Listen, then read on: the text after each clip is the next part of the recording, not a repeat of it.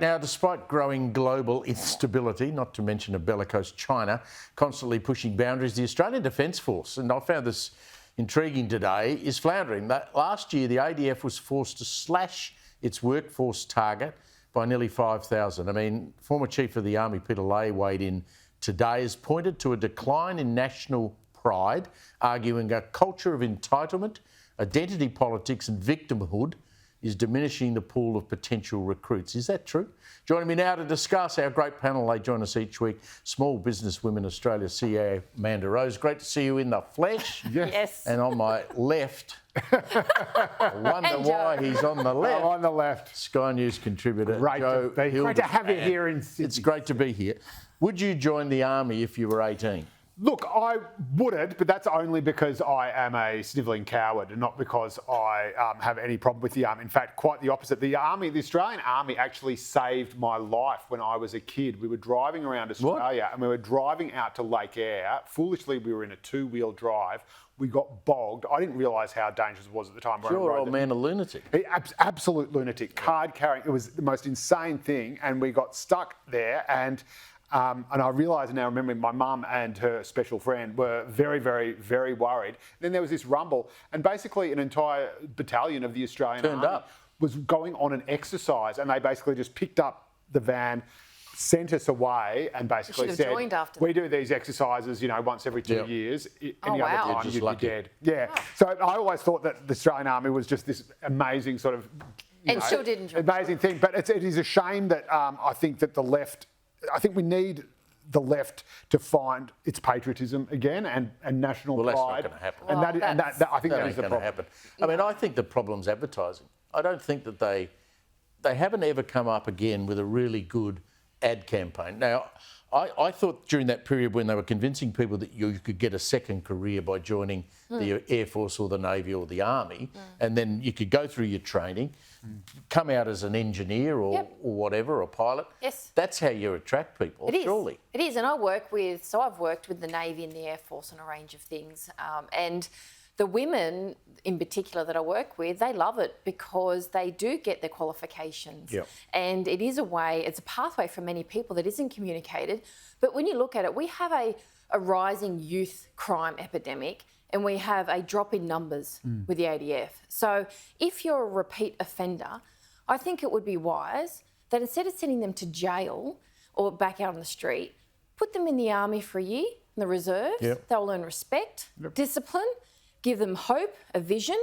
And if they do really well, okay, you can leave now, get back into society, or they might want to stay, continue and do a degree. A million years ago, I tried to join the Navy and they said you're too short. No. Yeah, they don't want short sailors, They don't want apparently. I don't know why. You have to be told to Isn't everyone just looking at the bell-bottoms? I don't know. Beer drinking, that's something, that's Joe, something you I have and I are experience experts in. Yes, I have a PhD in beer drinking. That's right. Because it's indexed every quarter, I think it is, the excise goes up yet again.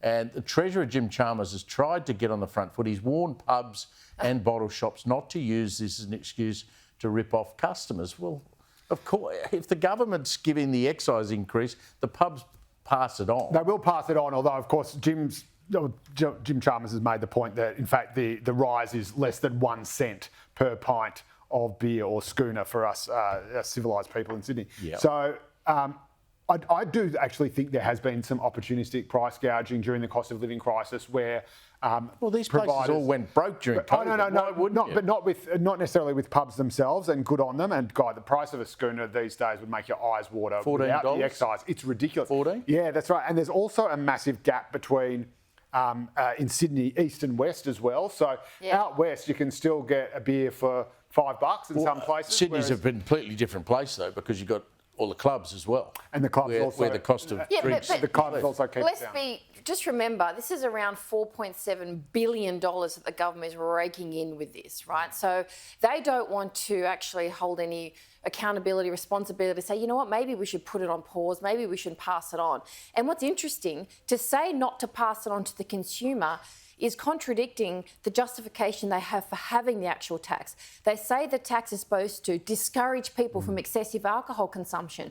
So if it's not passed on to the person consuming the alcohol, which is what he's point? telling people Yeah. not to do, then why do you have the tax in the first place? Yeah, it seems to like stop the tax. Seems like a very odd thing, but Well, I think they just need you've all got the a cost of revenue. I think living they're just lying. crisis. I mean, Yeah. one thing you should try and keep down is the price of beer. That's right, because drinking beer is the only way you're going to get through the cost of living crisis. And It's through too the next stressful election. Otherwise. Amanda, supermarkets around the country apparently are struggling, I can't believe this, to stock eggs with apparently avian disease outbreak. I have never witnessed this. When I go and buy eggs, there's eggs. This Has been doing my head in. It is, but it's a great opportunity because if you go to your local farmers market, if you go to potentially IGA, the butcher, they all have different suppliers. So I go to a local farm in the hills and I get organic eggs and they always have supply. So great opportunity for you to support a small business or, you know, a farming business or anyone or an IGA because it's the large supermarkets that actually have the issue, not others. It's amazing. Do you experience this? Yeah, absolutely. Yeah, I do heaps of shopping. I just basically live in supermarkets these days, and all the eggs have been completely sold out for months now at my Coles, and also Coles? Yep, and certainly the free range eggs as well always disappear, and then you can see all these people going, "Do I dare buy caged eggs? Is anybody looking?" Oh, Joe, they're all the same with different packaging. You do know that, right? I was about to go for the sort of, the barn laid, and I thought, this can't be bad. And I noticed, a young, good-looking hipster looking at me, he's going, I'm going to go, put it down. But I was actually at the last time I did the supermarket shopping, the two things I couldn't get on the list that my Toilet wife had paper. given me, the toilet paper was there, but it was a chicken and the eggs, and I don't know which came first. Chicken? Oh, It was chicken. oh, Yeah, no, you no. couldn't get a raw chicken, from a roast chook to put in the oven.